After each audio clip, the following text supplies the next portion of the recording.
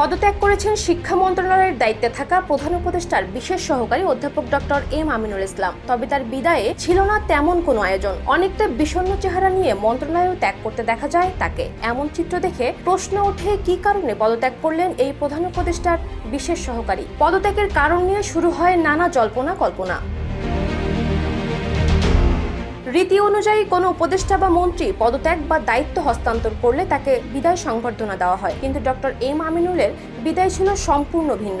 মন্ত্রণালয়ের তার শেষ মুহূর্তে শিক্ষা উপদেষ্টা, শিক্ষা সচিব, তার পিএস, এমনকি তার দপ্তরের কোনো কর্মকর্তাও বিদায় জানাতে আসেননি। এক কথায় অনেকটা নিভৃতে বিদায় নিলেন তিনি। সাংবাদিকদের মুখোমুখি হলে প্রধান উপদেষ্টার এই বিশেষ সহকারী অনেকটা অপ্রস্তুত হয়ে কথা বলেন। তিনি বিষণ্ণ মনে সর্বশান্তের মতো মন্ত্রণালয় থেকে বের হয়ে যান। নাম প্রকাশে অনিচ্ছুক শিক্ষা মন্ত্রণালয়ের এক কর্মকর্তা বলেন, তাকে শিক্ষা মন্ত্রণালয়ের দায়িত্ব দেওয়া হলেও তার কাছে কোনো ফাইল যেত না।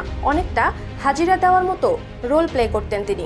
যমুনা ইলেকট্রনিক্স ঈদে ডাবল খুশি অফার সিজন 3, যে কোনো পণ্য কিনলেই পাচ্ছেন নিশ্চিত ঈদ উপহার। নাম কাওয়াস্তে তার এই পদ তাকে ব্যথিত করেছে। তিনি বিভিন্ন সময়ে আক্ষেপও করেছেন।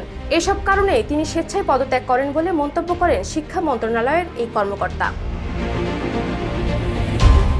আর একটি সূত্র বলছে, তিনি ভেবেছিলেন তাকে শিক্ষা মন্ত্রণালয়ের পূর্ণ দায়িত্ব দেওয়া হবে, কিন্তু তাকে সেই দায়িত্ব দেওয়া হয়নি। এটা তার জন্য একটা অপমান। এই কষ্ট থেকে শিক্ষা উপদেষ্টা সিআর আবরারকে মন্ত্রণালয়ে বরণ করার দিনও উপস্থিত ছিলেন না তিনি।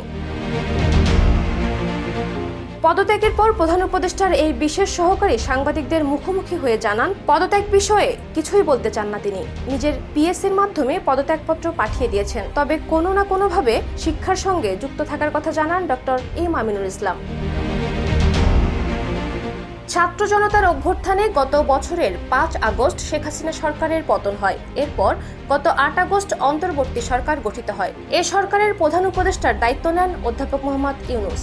প্রায় 7 মাস আগে কয়েক দফায় উপদেষ্টা পরিষদে রদবদল ও নতুন নিয়োগ হয়েছে। প্রধান উপদেষ্টা সহ অন্তর্বর্তী সরকারে এখন উপদেষ্টা 23 জন। তাদের মধ্যে গত বুধবার অধ্যাপক চৌধুরী রফিকুল আবরার উপদেষ্টা হিসেবে শপথ নেন। তিনি শিক্ষা মন্ত্রণালয়ের দায়িত্ব পেয়েছেন।